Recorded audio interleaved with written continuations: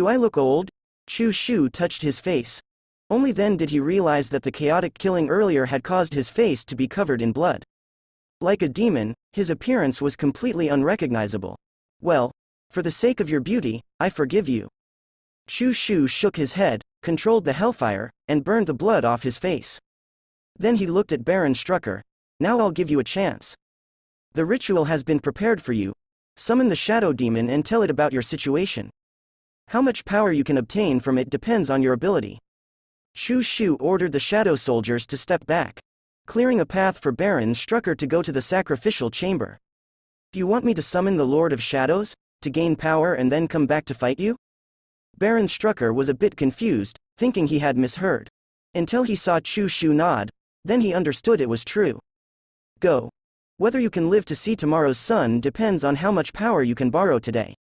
If you have the ability to borrow enough power and turn around to kill me, it's not impossible. After Chu Shu finished speaking, he stepped back with his hands on his shoulders. The stage has been set for you. Go, show me. Baron Strucker took a deep breath. With a solemn mood, he entered the sacrificial chamber. Soon, familiar fluctuations came from within. Chu Shu's mouth slightly curved upwards. Oh, we meet again, old customer. Oh, great shadow god. Baron Strucker knelt down, looking at the black shadow in front of him as if he had caught the last straw. We have found the person you wanted us to kill. But his strength is too strong. No, it's the power you gave him that is too powerful. We have paid a very painful price, but we couldn't defeat the power you gave him. Outside the sacrificial chamber, Chu Shu listened to Baron Strucker's speech through the closed door. Suppressing his laughter, good guy. This kid is even better at licking than me. Oh, great shadow god, as long as you can give me power stronger than him. No, even if it's just a little stronger, I can definitely kill him. I swear with my soul. Baron Strucker devoutly knelt on the ground. And in front of him, the shadow demon that had been summoned multiple times in a day was already a little annoyed. I gave so many people power, can't even one of them succeed? A bunch of useless people, not even as good as worms. Although angry, the shadow demon ultimately agreed to Strucker's request. But to prevent the power being deceived situation from happening again, the shadow demon took away a part of Strucker's soul in advance. As a threat. Ha ha ha. Is this the power stronger than you? Indeed, it's impossible to defeat, ha ha ha.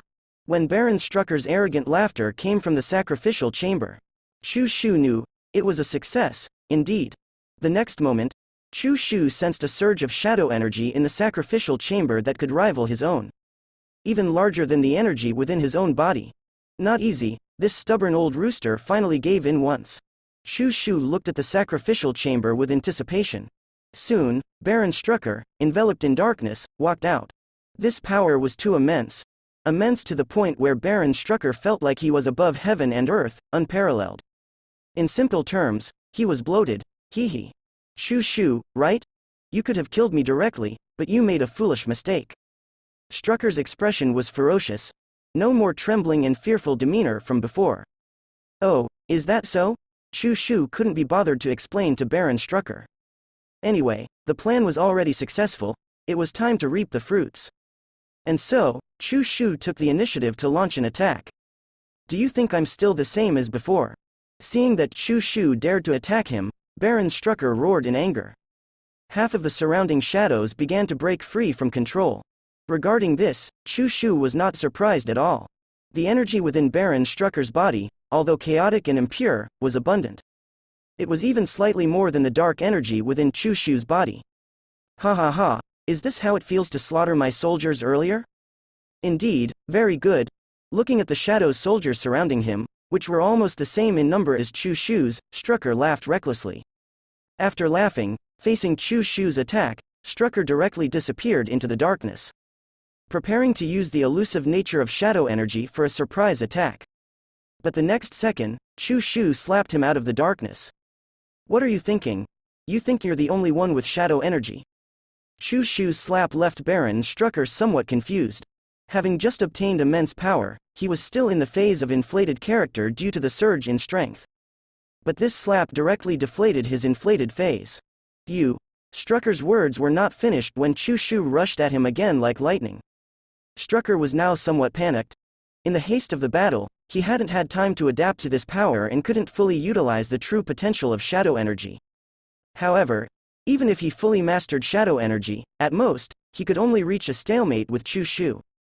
But what difference would that make? Even a hammer can kill you. Chushu fought barehanded, continuously compressing Strucker's space for survival. Every time Strucker tried to summon shadow soldiers for help, Chushu would release shadow energy to interfere. Fair enough, I won't use it, and you won't either. No, it's impossible. I have obtained the power of the shadow god, I am invincible. Realizing that he was bound to lose, Strucker's spirit began to collapse. He had already been able to face his own death calmly. But Chushu gave him hope by summoning a shadow demon. Yet, with hope shattered once again, Strucker finally couldn't take it and started babbling. Seeing this, Chushu didn't show any mercy. Taking advantage of your illness to kill you. He swiftly moved behind Strucker with ghost-like speed. Take a deep breath, dizziness is normal. After saying that, with a crack sound, he snapped Strucker's neck. Due to exerting too much force, he almost tore his head off. Buzz. With Strucker's death, a large amount of pitch-black shadow energy immediately surged out like a waterfall. Chushu reached out and touched it. This massive energy immediately poured into his body like a tide. Ding. Abnormal energy detected. The demon expelling system has successfully purified it for you. Thank you for your selfless sacrifice. Feeling the power of shadow within his body double and more, Chushu thanked Strucker's corpse. Then he turned to the shadow soldiers and gave them an order. Chop him into pieces, don't leave a trace of fat on top. New York, a holy place. Felicity, who had turned into a puppet cat, hid in the corner, secretly watching a group of children suddenly appearing. Pietro, go and tell everyone not to run around or touch things randomly. That gentleman saved us, we shouldn't cause him trouble. Did everyone hear that? Don't run around, we'll wait for that gentleman here. Little Jenny, put down the things. Watching this group of young but sensible children, Felicity was puzzled. Meow? Where did these children come from? Why do they all have scars? Have they been abused? While Felicity was observing, suddenly, she felt a tightness around her waist, and then her body was lifted into the air. Wow, there's a puppet cat here. Wanda discovered Felicity hiding in the corner and picked her up. Come here, Pietro.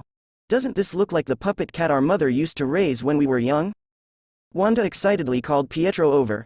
Wanda, you just said not to touch things randomly. Pietro rolled his eyes, but when he came over and saw this snow-white puppet cat, he also fell into memories. Because what Wanda said was right. This puppet cat does resemble the one our family used to have when we were young. Wanda and Pietro were happy back then, with parents and that little cat, until a missile produced by Stark Industries took everything away. Meow, meow, meow. Felicity definitely didn't know about their tragic experience. As a normal human, she didn't like being held in someone's hands and unable to break free. It seems like she doesn't like me holding her like this. Sensitive to emotions, Wanda noticed this and reluctantly put Felicity on the ground. She definitely doesn't like it, because she's not a cat at all. At this moment, Chushu's voice came from behind. After dealing with Baron Strucker, he immediately returned to the holy place in New York. Huh? Not a cat? Wanda turned around in surprise. When she saw that it was Chushu, she couldn't help but be stunned. Without the blood stains on his face, Wanda finally saw Chushu's appearance, young and handsome. Thinking of the uncle she had called before, Wanda blushed slightly. Sorry. Chushu was puzzled. What does this little girl mean by suddenly apologizing? Not a cat, is she a human then? Silver-haired Pietro asks. Bingo. Chushu snapped his fingers.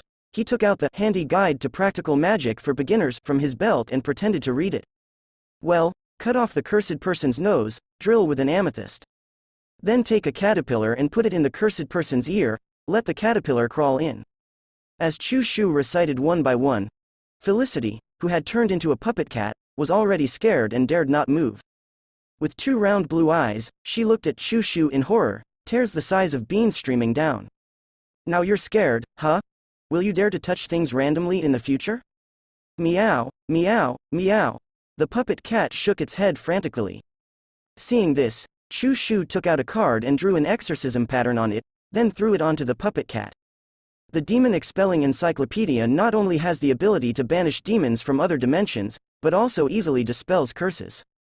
A flash of white light was seen. The puppet cat instantly transformed back into Felicia, wearing a maid outfit. However, she maintained the posture of a cat, walking on all fours like a cat. Meow? Ahem, I'm going to clean up. Realizing that she almost meowed again, Felicia felt extremely embarrassed and just wanted to find a hole to hide in. After saying that, she quickly slipped away. Wanda was shocked by the scene in front of her. Just turning 18, her worldview had not yet fully formed, but it had already collapsed and shattered. She repeated the word, she, 3 times in a row. Wanda couldn't even finish her sentence. It's just a small curse. Shu suddenly realized. These kids probably didn't know how long they had been imprisoned by Hydra and were likely unaware of the outside world. They might not even know about the magic that appeared in the Second Battle of New York, let alone the Chittori invasion. Do you have anywhere to go? Shu asks. Wanda shook her head after hearing the question. Most of the other children who heard the question also shook their heads. Most of them are homeless orphans, Pietro said in a low voice. Sokovia was in the midst of a civil war, and many families were torn apart. Hydra took advantage of this opportunity to bring in so many orphans for experiments. Alright, I think I can find a place for them. After Shu finished speaking, he was about to call Phil Coulson. Suddenly, he found his own behavior amusing. Shield had become Snake Shield. If he sent these children over now, it would be no different from returning them to Hydra. Do you want to learn magic? Suddenly, Shu asks. These children were chosen by Hydra from the crowd, so they must have some special abilities to some extent. For example, the 2 siblings, Wanda and Pietro, were enough to prove that Hydra had a good eye. Magic? Is it the method you just used? We're willing. When they heard that they could learn magic, not a single child refused. Even Wanda felt a longing in her heart. After all, she and Pietro had voluntarily joined Hydra's experiments in order to gain extraordinary powers. And now, the opportunity was right in front of them. However, Wanda hesitated. Sir? Just call me Shu. Shu, can I stay by your side? Wanda gathered her courage and asks. Pietro, who was standing beside her, was a little surprised, but seeing that his sister had already made her decision, he also walked over. Shu turned to look at Wanda. After a moment of silence, he suddenly realized something. Your ability has already been activated. Yeah. Wanda nodded. Then, a scarlet energy appeared in the palm of her hand. Wanda, the experiment was successful. Pietro was clearly shocked by this scene. His own sister actually awakened extraordinary abilities because of Hydra's experiment. It's not because of the experiment. I can feel it. This is the power I was born with. Pietro, when you were pinned down by that soldier, about to be executed. I was anxious, scared. Wanda recalled the scene of her awakening. It was almost on the verge of emotional breakdown, breaking some kind of shackles within her heart. The power of the Scarlet Witch. Looking at the red energy in Wanda's palm. Shu was somewhat intrigued. The reason he brought these children back was for Wanda, wasn't it? Shu didn't deny this. He was never a compassionate person, he had his own selfish motives. You can stay by my side. I will teach you how to use this power. Shu readily agreed to Wanda's request. Forcing someone to stay and someone voluntarily staying were completely different. After agreeing to Wanda, Shu looked at Pietro. As for you, Pietro, you actually possess a powerful force within you, one that has not yet awakened. I suggest you go to Kamar Taj with them. It's not too late to come find me after awakening. Okay. Pietro nodded solemnly. His sister Wanda had gained extraordinary powers, and he naturally didn't want to be left behind. Soon, led by Pietro, the group of children were sent to Kamar Taj through the portal opened by Shu. After some complaints from the Ancient One about, you've disrupted the timeline in the future, she ultimately accepted this group of children. And after a round of testing, it was confirmed that these children indeed had good magical abilities. One of them, an 8-year-old girl named Jenny, even had abilities no weaker than the king. Are you sure you don't want her to stay as well? The Ancient One looked at Wanda, who had come along. Speaking in a deep voice to Shu, that power within her is too dangerous. Especially since you've also changed their futures, this increases the uncertainty and danger of the future even more. The Ancient One's face grew serious. Shu's butterfly wings were flapping a bit too forcefully. The future had become unclear. Even with the time gem, it was difficult for the Ancient One to make sense of these timelines. Uncertainty doesn't mean danger. Who knows, maybe the changed future will become better. Chu Shu didn't agree with the Ancient One's viewpoint. He hated spoilers the most, always using the time gem to take a peek at the future. If the future was seen, could it still be called the future? That would be like the Buddha, after bidding farewell to the Ancient One. Chu Shu returned to the holy place in New York with Wanda. When they left, there were a group of people, but now only the two of them remained. Being separated from her brother and companions, Wanda felt a bit down and anxious. She looked around. Wanda asked cautiously, "Mr. Chu Shu, where will I be staying?" Unlike Kamar Taj, the holy place in New York was not a place for rookies to stay. The Asgardians stationed here either practiced or practiced. So there were no dedicated accommodations in the holy place. "We don't live here. Also, when you call me, you don't have to add, Mr. It sounds weird." After finishing speaking, Chu Shu, accompanied by Wanda, returned to their house in the Queen's district through the portal. Erica, who had finished cleaning, was sitting in the corner wiping her weapons. "You have a guest." Seeing Chu Shu return, Erica only said lightly. "Who?" "Don't know, a one-eyed man." Upon hearing that it was a one-eyed man, Chu Shu's expression immediately became impatient. "This Nick Fury, is he never going to stop?" "Wanda, the room upstairs on the left is yours."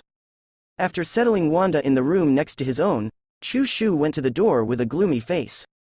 "Quite audacious, this bastard, daring to come to my doorstep. Does he really think I'm a good gentleman with no temper?" Bang! Chu Shu forcefully opened the door. Then he saw an old man with white beard and a cane standing at the door. The key point is, he's not a bastard, but a white man. And he's not bald either. "Hello, I'm Odin, I believe you should know why I'm here." As soon as the old man spoke, he revealed his identity. Chu Shu paused. Thought it was Nick Fury, but unexpectedly, someone even more troublesome came. "It's about Gila, isn't it?" Chu Shu made way and welcomed Odin in. "When I was young, I made a lot of mistakes." Odin leaned on his cane. Like an old man in his twilight years, he walked and recounted past events. "Sorry, I'm not interested in other people's family matters." Chu Shu had no interest in listening to Odin's stories. He just wanted to figure out what this old bastard wanted by coming here. Odin paused for a moment. He found a seat in the living room for himself. "Not long ago, I sensed a familiar aura appearing in your Midgard. I asked the Ancient One, and she said it might be you who summoned her. The goddess of death, Gila, my eldest daughter. Because of some family matters that you're not interested in, I imprisoned her in a separate world, the underworld. I sealed her away. But you somehow bypassed my seal and almost released her." Odin sat on the sofa, calmly explaining his intentions. As the king of Asgard, Odin is very powerful. To be precise, extremely powerful, because the people of Asgard become stronger as they age. At this moment, Odin, with his head half buried in the ground, can be said to be at the peak of his fighting strength. And Odin is also a native of the Marvel main world, so Chu Shu can't use exorcism techniques against him. But Chu Shu is wearing the bald mask, and he is not the least bit flustered. "So, you've come to accuse me?" Chu Shu sat down to the side and asked directly. "Definitely not." Odin shook his head, about to speak. Thud. Suddenly, a sound of something heavy falling came from outside the door. Then, the doorbell rang again. "What holiday is it today?" Chu Shu impatiently got up again to open the door. The door opens. Tony Stark stands at the door. It looks like he just went through a big battle, still wearing his armor. The surface of the armor is covered in scratches and black marks from the explosions caused by the bullets. "Is S.H.I.E.L.D. done?" Chu Shu asks. He only dealt with the core of the holy place and a few Hydra bases with bright spots. To be precise, he only dealt with the Hydra bases that summoned the shadow demons. As for the other Hydra bases, Chu Shu couldn't be bothered. He left them all to S.H.I.E.L.D. and the Avengers to deal with. Now it seems that Tony Stark and the others have at least cleaned up the Hydra inside S.H.I.E.L.D. "Yeah, it's done," Tony Stark says. "You don't know, these Hydra guys almost infiltrated S.H.I.E.L.D. like a sieve. They even had some kind of insight plan. Luckily, only one of the 3 aircraft carriers was completed, otherwise it would have been a real fight." While Tony is talking, he casually walks into the house. As he walks, he boasts about his achievements this time. "The aircraft carrier that took off, I flew directly into the control room and had JARVIS take over the flight program. Haha, you should have seen the faces of those Hydra members." Tony says, but when he turns around, He sees Odin sitting on the sofa. He almost blurts out, "Who is this old man? You must be Tony Stark, Thor mentioned you to me. I have to thank you for what happened with Loki last time." Odin turns his head and smiles at Tony. Tony is not stupid. Seeing this old man calling Thor and Loki by name, and looking at his Nordic-style beard and hair, he immediately understands the other person's identity. Thor's father, the king of gods, Odin. Well, I didn't know you had a guest. Shoo, you go ahead, I'll come back next time. Meeting such a big shot, Tony suddenly feels that his purpose here is a bit trivial. He turns around and wants to leave. Enough, stop talking nonsense, just say what you want to do. Shoo stops Tony. If there's something, just say it. Odin won't eat you. Although there is someone upstairs who would love to eat your flesh and sleep in your skin, Scarlet Witch. Well, it's about the same thing as before. Tony, who is in a hurry to leave, doesn't beat around the bush. He directly takes out the prepared share transfer agreement. 15% of Stark Industries shares, besides me, you will be the second largest shareholder of the board. In order to recruit Shoo, Tony spared no expense. You see, Tony himself only holds 39% of Stark Group's shares. The Iron Overlord Obadiah, who was defeated in the past, holds 25% of the shares, and the remaining 35% is held by investment institutions and individuals. But these small shareholders hold no more than 5% of the shares. After the Iron Overlord died, Tony bought most of his shares. Now he is giving almost all of them to Shoo. Shoo is a bit stunned by Tony's extravagant and heartless move. Billions of dollars in assets, just giving them away? No, I don't understand. The Avengers are not your private organization. Spending billions of dollars out of your own pocket just to recruit people for a public institution, is it worth it? Shoo really doesn't understand what Tony is thinking. Working for free is one thing, but spending your own money to recruit people for your boss? Even if you're rich, you shouldn't spend it like this, right? Tony is taken aback by the question. It seems like he also realizes the absurdity of his actions. But soon, this reckless playboy firmly sticks to his inner thoughts. It doesn't matter, money is not important, as long as the money spent is worth it. Shoo, I sincerely invite you to join the Avengers. Tony appeared calm, but deep in his eyes, there was a profound fear. Whether it was the Chitauri invasion, the second demon invasion, or the two battles in New York, they brought intense unease and fear to this seemingly indifferent rich second generation. In short, his PTSD was getting worse. After listening to Tony's words, Shoo fell into silence. Hundreds of billions, in dollars. If I refuse, will I be able to sleep at night? But even though he said that, in the end, Shoo did not sign the contract. He didn't want to join either S.H.I.E.L.D. or the Avengers. Even his temporary substitute position at the holy place of Kamar Taj Asgardian was just temporary. Get lost, I'm annoyed just seeing you. After cursing in frustration, Shoo opened a portal and threw Tony along with the contract into it. Billions of assets. After throwing it away, his heart still ached. Odin had been silently watching everything. Until he saw Tony being invited out. Then he shook his head and smiled. This mortal, his future achievements are limitless. Odin gave his evaluation of Tony, as the king of Asgard. This evaluation could be considered high. What? You can also see the future? Shoo sat back on the sofa angrily, feeling unhappy. No, but I have lived for over 5,000 years, so I still have some ability to judge people. Odin shook his head and said to Shoo, not only him, but your future is also limitless. Alright, enough with the compliments. You didn't come all the way here just to praise me, right? Shoo redirected the conversation back on track. Yes. I came for Hela. Unlike my two sons, Hela inherited too much of my arrogance and ambition from my youth. Her power comes from Asgard. Once she leaves the underworld and sets foot on Asgard's soil, her power will be endless. Odin's one-eyed eyes shone with wisdom, as if he had foreseen some kind of disaster. Shoo, I hope you can help me with a favor. Stop. I don't like meddling in other people's family affairs. Shoo showed no interest in Odin's family dispute. In fact, if he had to meddle, he would prefer to help Hela. The eldest princess of Asgard, Odin's hound, who helped the young Odin conquer the 9 realms. She perfectly inherited Odin's temperament from his youth, being ruthless to both enemies and allies. But in the end, Odin whitewashed himself as a benevolent king, while Hela became the criminal. Odin, if you want me to help suppress your daughter, you can leave now. Facing Chu Shu's order to leave, Odin shook his head. No, I want you to help her. Ah. Watching Odin's figure walking away with a cane, Chu Shu was still a bit confused. This old man, is he getting senile? Let me go and subdue Gila, and conquer the four corners of the world with her. The more Chu Shu thought about it, the more absurd it seemed. Don't you know what kind of person your daughter is? And you want to subdue her? With Hela's queen-like presence, anyone slightly lacking in aura would have to kneel before her on the spot. But Odin's intention was simple. He said that in Hela's life, the word conquer had become her obsession. Her very essence was engraved with an endless desire for conquest. As long as she could be persuaded and given targets to conquer, her resentment towards Asgard could be redirected. In simple terms, it was about shifting internal conflicts through external wars. At that time, Chu Shu asked Odin a question. Where am I supposed to find so many enemies for Gila? But this old bastard was also cunning, he said. I talked to the Ancient One before you came.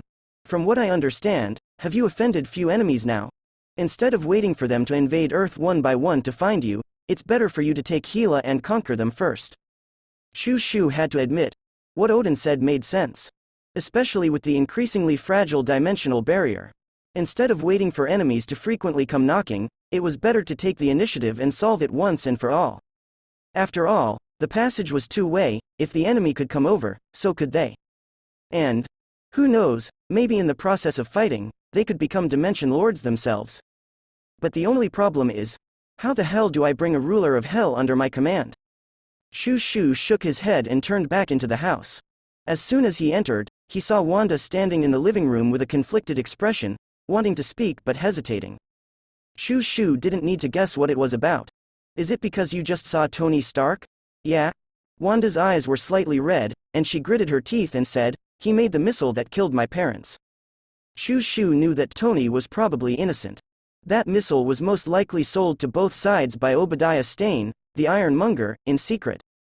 But Chu Shu had no intention of explaining. After all, Wanda's hatred was not directed at him. Mr. Chu Shu, are you and Stark? Wanda hesitated to speak. She was afraid that her savior and her enemy had some kind of relationship, putting her in a dilemma.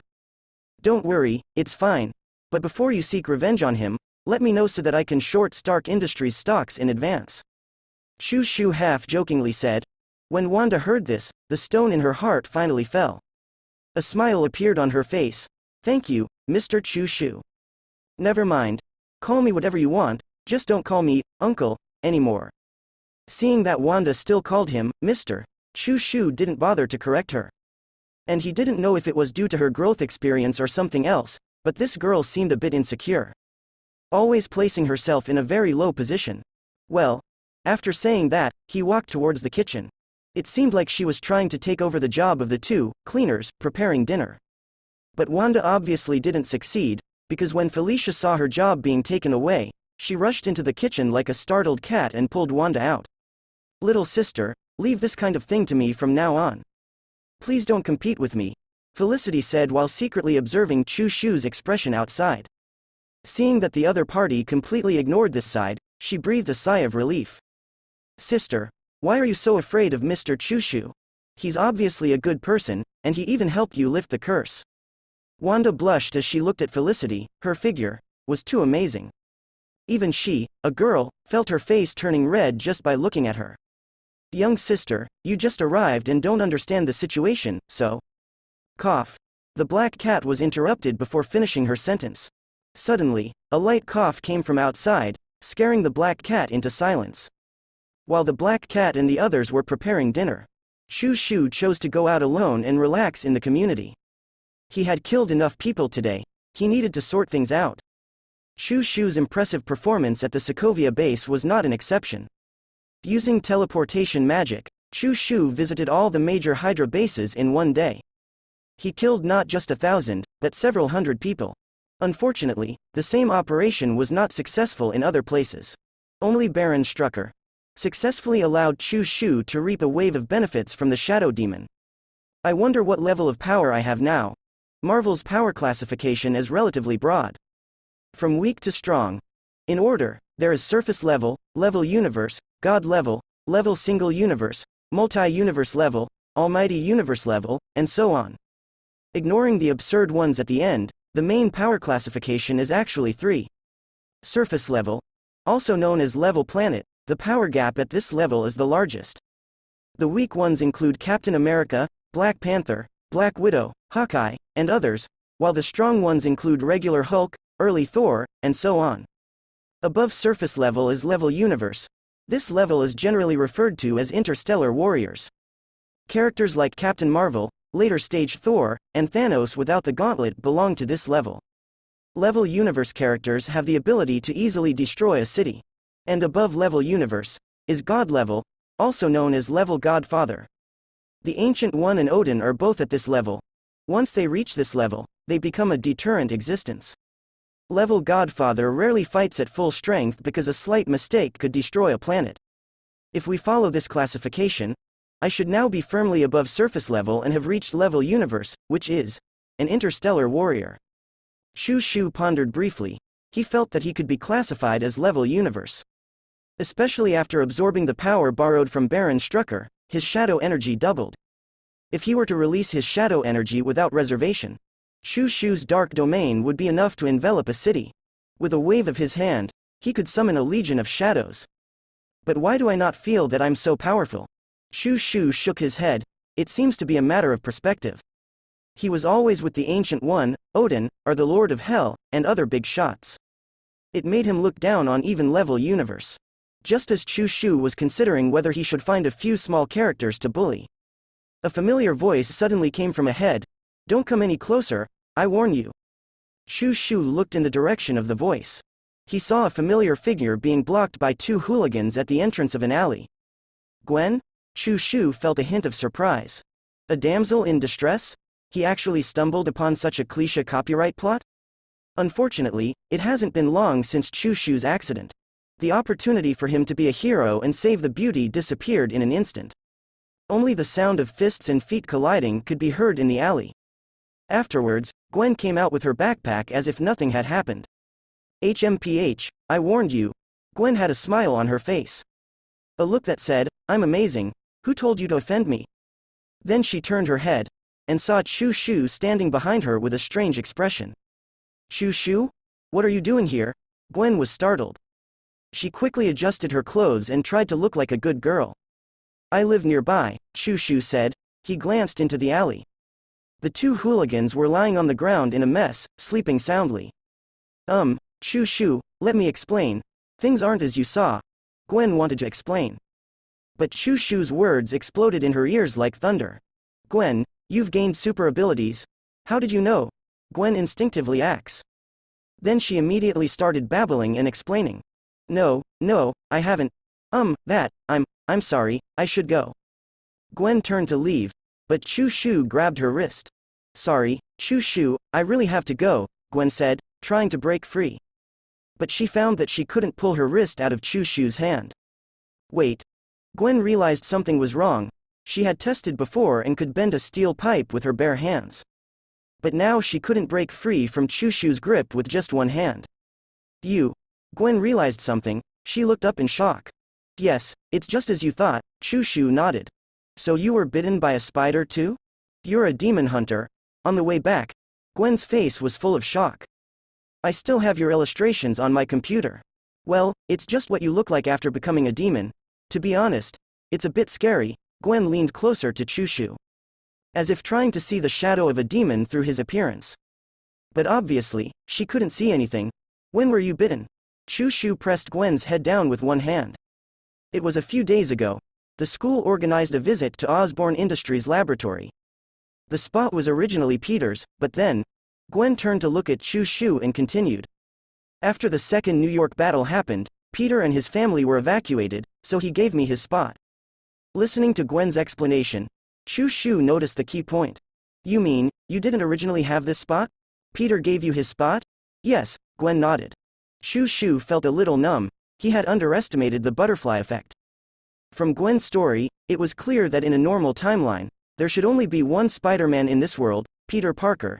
Gwen couldn't become Spider-Woman.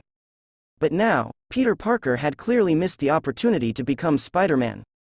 Then just be an ordinary person. At least your uncle shouldn't die.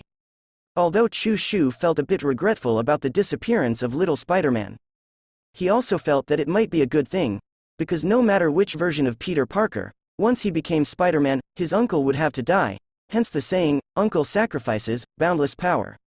By the way, why are you going to Queens? Are you looking for Peter Parker? Gwen nodded. Then, with a sly smile, she patted the small backpack on her back and said, "Hee, while he's away, the school has assigned a lot of homework. As someone as kind as me, I definitely have to help him out." "Well, he must be very grateful to you." Chu Shu chuckled, feeling like he had seen another side of Gwen's cunning. The two walked side by side on the road, chatting as they walked. They soon returned to the community. "I won't accompany you any further. If you have any problems in the future, you can come to this address to find me." Chu Shu handed over a card with the address of a holy place in New York written on it. Gwen took the card. A smile appeared on her face. This was her first time interacting with other superheroes after being bitten by a mutated spider. No need to hide her abilities, she could talk about anything she wanted. This feeling greatly relieved Gwen's inner confusion and fear of becoming a superhero. "Thank you, Chu Shu." Not knowing where her courage came from, Gwen suddenly tiptoed and quickly tapped Chu Shu's cheek. Then she ran off towards Peter's house as if escaping. Is this what American high school girls are like? They're really enthusiastic and open. Chu Shu smiled and shook his head. Back at home, Felicia had already prepared dinner. While eating, Chu Shu suddenly remembered something. His sharp gaze swept across Erica, Felicia, and Wanda's faces. Facing Chu Shu's gaze, Erica remained as calm as ever, as if she hadn't seen anything, and continued eating. Felicia hid like a mouse, lowering her head, her gaze flickering, not daring to make eye contact. Only Wanda, with a look of confusion, maintained eye contact with Chu Shu. "Mr. Chu Shu, do you have a question?" Wanda asked cautiously. Being stared at by an adult man, especially a very handsome one, at the age when she was just beginning to experience romantic feelings. Wanda's cheeks turned visibly red, reaching all the way to the roots of her ears. "I'm thinking about a question." "What question?" Wanda couldn't handle being looked at like that and lowered her head slightly. "How do you think one can conquer or subdue a domineering and strong-willed woman?" Chu Shu put down his utensils and asked seriously. The blush on Wanda's face almost instantly disappeared. Even Felicia looked up at Chu Shu, her eyes seemingly saying, "You never cease to amaze.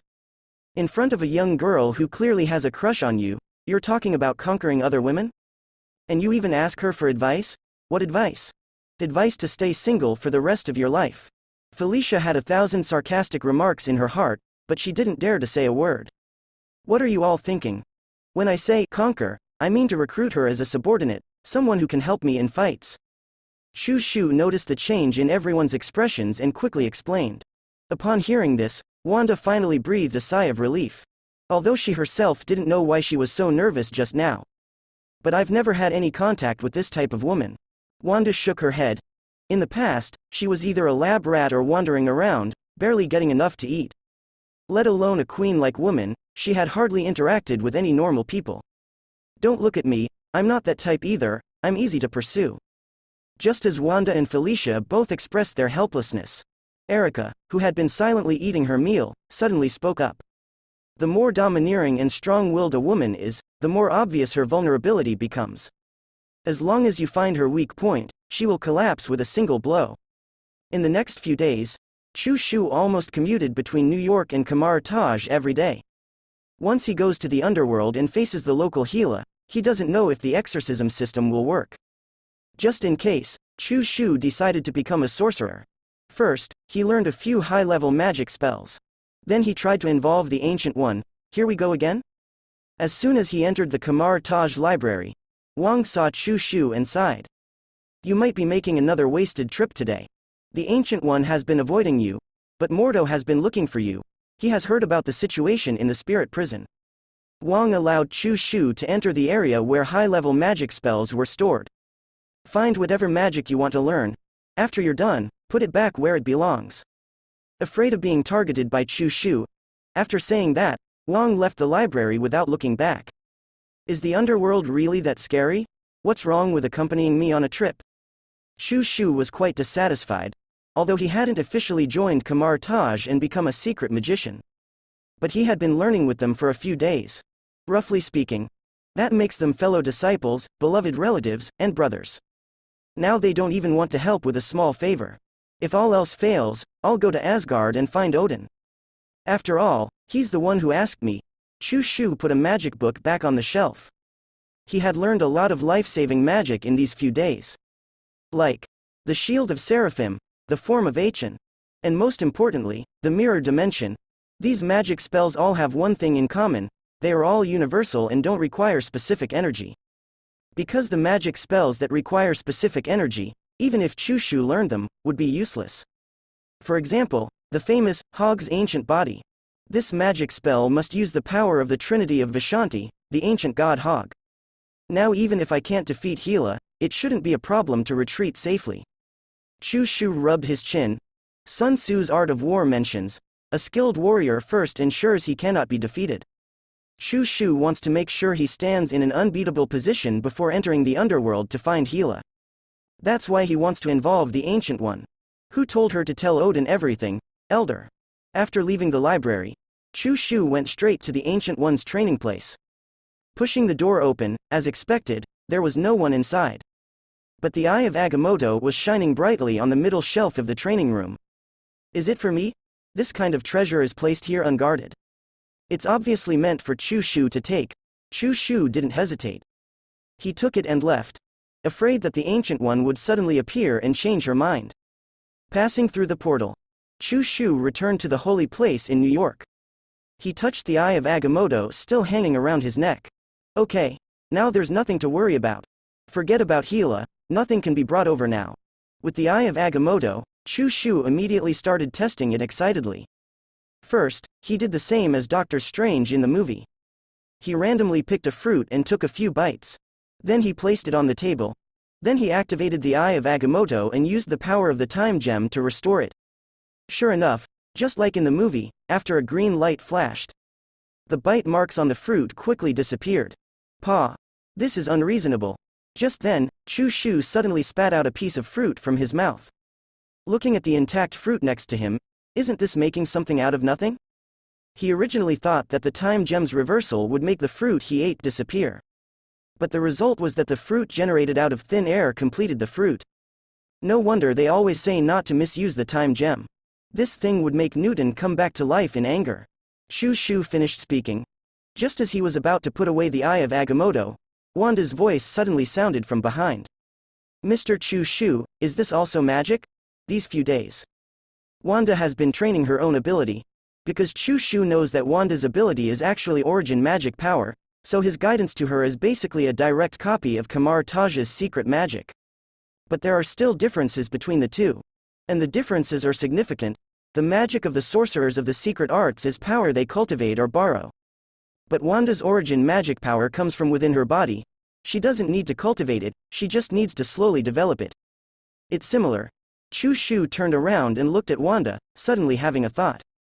Wanda, what's your favorite food? And your favorite color? Favorite animal? Favorite place to go? Chushu asked Wanda a bunch of questions in one breath. All related to hobbies and interests. Ah? I like sweets, especially low-calorie nutritious milkshakes, and I like red, I like. Although Wanda was puzzled, she still honestly answered each question. Chushu silently remembered Wanda's answers. And then activated the time gem again. Mr. Chushu, is this also magic? Wanda's voice appeared behind Chushu. Yes. This is also a type of magic. Chushu turned around with a smile. Wanda, can you help me buy some food outside? Mr. Chushu, what do you want to eat? A cup of shaved ice, any flavor will do. Also, order another low-calorie nutritious milkshake, this one is for you. Ah. Wanda instantly froze in place. When she came back to her senses, she hurriedly left the holy place in a flustered manner. Chushu watched from behind, a mischievous smile appearing on his face. Indeed, this is the correct way to use the time gem. Strange and the others don't understand a thing. New York, inside Avengers Tower. Tony Stark was busy in the laboratory as if he had gone crazy. Dr. Banner tried to persuade him several times, but Tony couldn't be stopped. Enough, Tony, you haven't slept for days and nights. If you keep going like this, I'm worried you'll drop dead. Dr. Banner looked worried. Since that day, Tony seemed to have been stimulated by something. He kept saying that he wanted to develop the ultimate weapon. To arm the Earth. Don't worry, I know my body. JARVIS will monitor my heart rate in real time. Besides, this thing can also ensure that my body won't lag behind. Tony said while swallowing a pill he developed himself. This thing can forcibly keep him awake and maintain the necessary needs of his body. There won't be sudden exhaustion. Doctor, do you remember what we found at the Hydra base? Tony suddenly asks. Are you talking about Loki's scepter? As soon as Dr. Banner finished speaking, he turned around and saw Tony dragging a box out of the corner. I brought it back. The box was opened, and inside was indeed the scepter Loki used in the first battle in New York, which is the mind gem in the infinite gems. I thought you left it with S.H.I.E.L.D. Dr. Banner's expression became serious. Due to the butterfly effect, Hydra in this world was eliminated ahead of time, and there was no significant disturbance. Therefore, S.H.I.E.L.D. was preserved and not forcibly disbanded by the Council as in the movie. We left the scepter with S.H.I.E.L.D. last time. And who ended up with it? Hydra. Tony said while fixing the scepter on the experimental table. We should hand this thing over to someone instead of keeping it for research. Dr. Banner's face became solemn, but Tony seemed to ignore him and continued with his own business.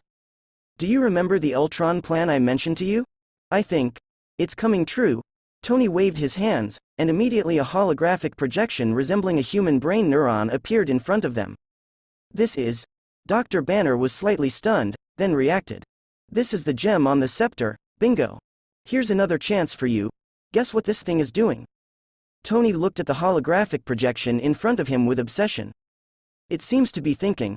Dr. Banner adjusted his glasses and approached the scepter cautiously. Exactly. I plan to apply this to the Ultron plan. Imagine an intelligent AI that can think independently like a human. It will think. It will iterate on its own. It won't make any mistakes that humans make. Tony's eyes were determined, as if it had become his obsession. At that time, whether it's aliens or any damn demons, as long as they dare to invade Earth again, we will welcome them with an army of steel. After Tony finished speaking, his gaze involuntarily turned towards the direction of the Queen's area. Believe me, Doctor, we don't need any magic. As long as we have steel. On the other side, Shu was not aware of the mental stimulation he brought to Tony by rejecting him. Now, he was making the final preparations to go to the underworld. Although this matter was proposed by Odin, but the problem is. What Odin said is not wrong. For Shu, recovering Gila would definitely bring more benefits than harm. It can even be said that it is all benefits and no harm. He really deserves to be an old fox who has lived for 5,000 years. In Odin's plan, Shu recovering Gila is equivalent to gaining a powerful general and embarking on a journey to conquer other dimensions. Odin can also solve the last major problem for his two sons before he dies. Even Gila, she can also leave the underworld, embarking on a journey to conquer the world again, satisfying her endless ambition and desire. All three parties benefit from this, a win-win situation. But all of this is based on the premise that we can subdue Gila. If Gila is unwilling, everything is in vain. Shu finished speaking and began to check the props for this time. Eye of Agamotto, the cloak of the great demon Shadow, Beller's battle sword, and a pile of exorcism cards. Plus a little bit of the resurrection power of the Morning Star bestowed by Lucifer Morningstar. A small Gila. Deal with her. Wanda, while I'm away, I'll leave the holy place to you. If you have any questions, just use the portal to go to Kamar Taj and find the Ancient One. Shu handed the key to the holy place to Wanda. This simple key is actually a magical prop. Only the person who holds it can activate the various formations within the holy place in New York. Mr. Shu, let me go with you. Wanda looked worried. But she didn't take the key from Shu's hand.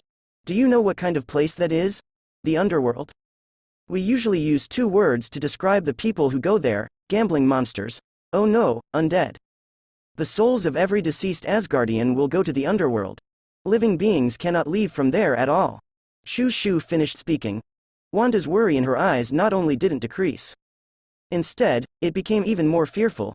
How about you don't go then? Wanda held onto the hem of Shu's clothes and asked cautiously. Haha, just kidding, it's just a small dimension. Shu's serious expression suddenly disappeared, and he smiled as he patted Wanda's head. But you shouldn't come with me. If you really want to help me, you should develop your abilities. Upon hearing this, Wanda finally let go of Chushu's clothes. But her gaze became firm. Mr. Chushu, I will become stronger. Wanda said earnestly. I look forward to the day when that happens. Chushu finished speaking. Then he went alone to the outside of the holy place in New York. Ordinary teleportation magic cannot perform interdimensional travel at all. That's why even Beller, a level sub-godfather, had to go through great lengths to establish a dimensional channel. But Chushu didn't need to go through all that trouble. He simply walked outside, looked up at the sky. Boom! A colorful rainbow pillar descended in an instant. So this is the Bifrost, it's pretty cool. Wrapped in the rainbow pillar, Chushu quickly ascended. The process was somewhat like traveling through a wormhole in space. Just that it was a colorful wormhole, it only took a moment. Chushu found himself in a magnificent golden building at the end of the rainbow pillar. Standing in front of him was a black man holding a long sword and wearing golden armor. Heimdall, the guardian of Asgard, and also the gatekeeper of Bifrost. The Allfather is waiting for you in the hall. Heimdall stood like a statue, looking straight ahead, and calmly said. Well, I won't go see him. Just open the door and send me to the underworld.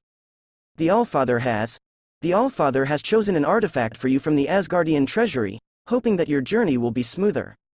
Heimdall was almost speechless when he heard Chushu's words. After a pause, he continued, an artifact? All right, I'll go right away. As soon as he heard that there was an artifact to be obtained, Chushu agreed without hesitation. This is the artifact you picked for me?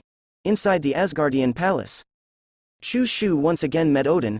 However, the current Odin no longer had the appearance of an old one-eyed man on Earth. Instead, he was adorned in golden armor, wearing a golden one-eyed helmet, and sat majestically on the throne as the image of a god king. But Chushu had some reservations about this god king. Because the artifact carefully chosen by this old man was just a broken eye. This is the eye of the sorcerer. It can detect the future, which is similar to the eye of Agamotto you possess. But its greatest function is to dispel all illusions and false darkness. Odin slowly stood up and walked down the steps. Helheim and several other dimensions of hell are different. They are filled with countless illusions, and if one is not careful, they may become lost within. That's why I exiled Hela there, but you didn't expect her to conquer the Helheim you mentioned and transform into a ruler of hell. After listening to Odin's explanation, Chushu finally took the eye of the sorcerer. He also preemptively mentioned what Odin hadn't finished saying. You're right, I indeed didn't expect this, but it's not surprising that all of this happened. That's just how she is, never stopping her conquest. Odin sighed and continued, the next time you come to Asgard, I will give you another treasure. Chushu understood Odin's meaning.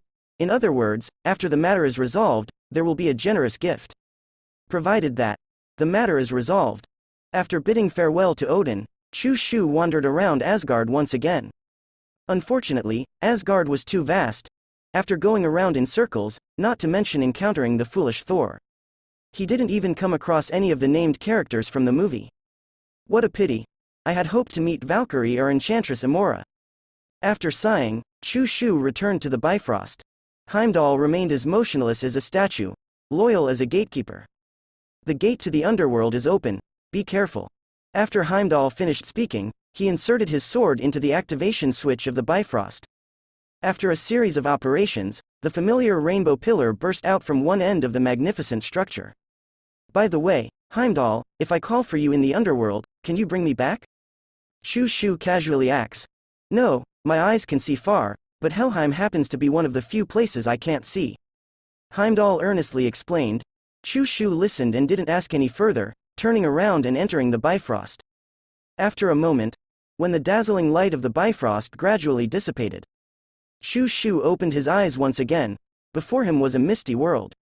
The mist had an eerie deep ink color, and light couldn't penetrate more than a few meters here. A bone-chilling coldness surrounded him. There was no wind. But there was always a sensation of ice crystals cutting across the skin. Killing so many people, I finally ended up in hell. Chushu made a self-deprecating joke. Then he randomly chose a direction and started moving forward. After taking a few steps, a familiar figure appeared in front of him. Mr. Chushu, why are you here too? Wanda appeared in front of him, seemingly out of nowhere. Her clothes were tattered, indicating that she had been trapped here for a long time. I didn't expect this little girl to have some capital. Shu stopped in his tracks. He looked ahead at Wanda with great interest. The tattered clothes couldn't hide anything, but instead revealed her impressive figure. Mr. Shu, why don't you come over? She asks. I'm so cold. Wanda stood in front, hugging herself and shivering. She looked pitiful. It seems that these illusions are formed based on one's memories. Each person sees different illusions. After Shu finished speaking, he took out the sorcerer's eye given by Odin. He injected a dark energy into it. The sorcerer's eye lit up. Then it entered Shu's forehead, forming a vertical golden eye. Alright, I've become Erlang Shen, Shu commented. With the activation of the sorcerer's eye, all the illusions instantly disappeared. Wanda in front had already disappeared, replaced by a deep abyss. It was as if the earth had suddenly cracked open. Shu walked to the edge of the abyss. He randomly picked up a stone and threw it down. He waited for a long time but didn't hear any echo. Now I understand how those people got lost. Shu withdrew his gaze. He turned and walked in another direction. The reason he didn't fly over the crack from above was because Shu was worried that it would be like the quicksand river in Journey to the West. A feather wouldn't float. A flying bird wouldn't pass. Don't fly halfway and suddenly have a world rule pull you down. But this worry was obviously unnecessary, because he hadn't walked for long. Shu encountered another crack. At the same time, he also saw a soul leaping over the crack from above. That's right, it was a soul wearing Asgard armor. It seems that not every Asgard warrior can enter the Soul Castle after death, Shu said. Helheim is the destination for ordinary Asgardian souls after death. But the brave warriors are not under its jurisdiction. They have a unified destination, Soul Castle. Do you think Soul Castle is a good place? A cold voice suddenly appeared nearby. The moment Shu heard this voice, he became extremely alert. Finally, he found the main character. It's actually an endless cycle of nightmares. The brave warriors are trapped in it, day after day, year after year, until Ragnara paragraph mark K arrives. Hela emerged from the darkness. Just like before, her clothes were still tattered. Her graceful figure couldn't be concealed at all. We meet again, Hela, Shu greeted, but before he could get to the point, Hela's expression changed. Did Odin send you? It seems so. I see the sorcerer's eye on you. That old man wouldn't give you such a treasure for nothing. It seems, he entrusted you with something very important, Shu. After a series of self-questioning and self-answering, Hela assumed a fighting stance. Shu looked confused. On one hand, he was shocked that Hela seemed to know him and understand him. On the other hand, this woman didn't listen to reason. Just wait a moment, let me say, pineapple, and then we can fight. Shu took out the eye of Agamotto. What did you say? You want me to be your subordinate? You're asking for death. Sigh. Pineapple plum. Do you think Soul Castle is a good place? In reality, it's a never-ending nightmare where brave warriors are trapped. Day after day, year after year, Hela emerged from the darkness once again. And her words, Shu had heard them over and over again. Now I finally understand how Dormammu feels. Shu looked utterly dejected, feeling trapped himself, day after day, year after year. With the help of the Eye of Agamotto's time loop, he had conversed with Hela time and time again. Softly, forcefully, logically, illogically, nonsensically. He had tried almost every possible way of conversation. They even had a few fights in between. Now he knew the color of Hela's clothes inside out. You have the eye of the sorcerer. Did Odin send you? Seeing Hela starting this conversation again, Shu sighed and rubbed his forehead. Forget it. Just destroy it. Shu completely gave up. Yes, you're right, I'm with Odin. That old man came up with a stupid plan, sending me to capture you, and then we would conquer other dimensions. And so on and so forth. Shu finished in one breath, then sighed. Damn it, if any one-eyed pirate dares to knock on my door again, I'll kick them out. To hell with conquering the world. Right now, I just want to go home and play my games. But this time, after listening to Shu's words, Hela fell into a long silence. Well, I've said everything. If you want to fight, then fight. If not, I'll leave. Shu said with an indifferent attitude, as soon as he finished speaking. A dark figure rushed towards him. Shu thought Hela was coming to fight him again, so without hesitation, he drew his flame blade. And without hesitation, he stabbed it forward. Psst, with the sound of the blade piercing through the body. Hila was almost defenseless and was stabbed through by Chushu, from her lower abdomen to her back. Almost at the same moment, while being stabbed through by Chushu, Hila firmly grasped Chushu's handle. The air fell silent for a moment. So, you didn't want to fight, you should have said so earlier. Chushu looked embarrassed as he slowly pulled out the flame blade. Throughout the whole process, Hila didn't move. She coldly stared at Chushu. Well, does it hurt? Before Chushu could finish his sentence, Hila pushed him down. After a long time, the underworld finally returned to calm. Hila also returned to being the cold and ruthless queen of the underworld. Looking down at Chushu, you said earlier that you would capture me and take me to fight. Now I belong to you. Chushu quickly got up after hearing this. Even if he couldn't match her in terms of aura, at least he was taller, easily towering over the queen. Yes, that's right, that's what I said, right? Chushu seriously doubted if Hila had misunderstood. Or did he say it wrong? Could it be, I didn't make myself clear? I should have said, subdue you and then take you to conquer other dimensions, right? You want to back out, seeing Chushu hesitating in his response. Hila immediately threw a pitch-black blade at him. No, how could I? Hehe, I'm known for my good reputation. Although it is unclear why Hila interpreted, subdue you, as take you, Chushu can't worry about that now. Anyway, the matter is settled. Who is our first target to attack? The Lingbo prison. Hela's eyes sparkled, eager to go into battle. How did you know I wanted to attack the Lingbo prison? Chushu asked curiously. Upon hearing this question, Hila laughed. It was the first time Chushu had seen her smile. Oh, darling, Hila leaned in next to Chushu and lightly traced her finger on his body. A bloodstain appeared. Especially that old bastard Mephisto. He's always thinking about your pure soul. It is said that he has sent someone to Earth. Hila smiled and wiped the bloodstain with her fingertip, then licked the drop of blood. She savored it carefully. So, do you also want my soul? Chushu looked at Hela's actions and couldn't help but roll his eyes. Sister, can you trim your nails? It hurts, you know? Soul? Hila suddenly stood up straight. She tidied her hair and swept her hands back. A complex and spider-like helmet, damaged clothing, all instantly restored. Her aura began to rise steadily. No, I'm not interested in that thing. When Hila finished speaking, her aura as the ruler of the underworld had reached its peak. Remember, darling, there is only one thing that truly interests me. Hila waved her hand. The mist in front of them instantly dissipated.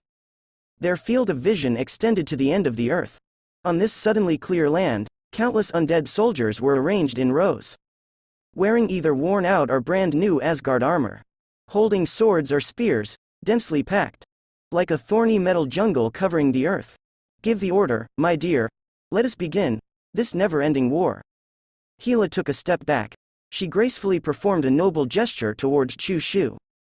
At the same time, the undead warriors in front of them began to roar in unison. Their fighting spirit was overwhelming. At the same time, Lingbo prison, since the failure of the last invasion of Earth. Many demons in the border of hell have fallen into a long period of decline. But among them, Ballast was not included. The Hell Lord, who was a half-step heavenly father, had a burning anger in his heart at all times. Defeat in war, the Warblade was taken away. These scandals had long spread throughout the various dimensions of hell. Ballast had become a recognized shame among the Hell Lords, a laughingstock. Nastier. How is the passage established? Ballast once again summoned the first demon, Nastier, that Chushu had summoned. Since the last invasion of Earth, several of Ballast's generals had died miserably at Chushu's hands. Nastier, the once unknown demon squad leader, had also become a demon general. And this also confirmed Ballast's embarrassing situation of having no one capable. Sir, the passage has long been established, but what? Ballast sat on the throne, his mind clouded by hatred. He hadn't paid attention to what was happening below for a long time. But our recruited demon army has mutinied again, and many demons have fled. What? Why did this happen? You don't know, sir. Nowadays, even the cheapest soul on the market costs 500,000 demon coins.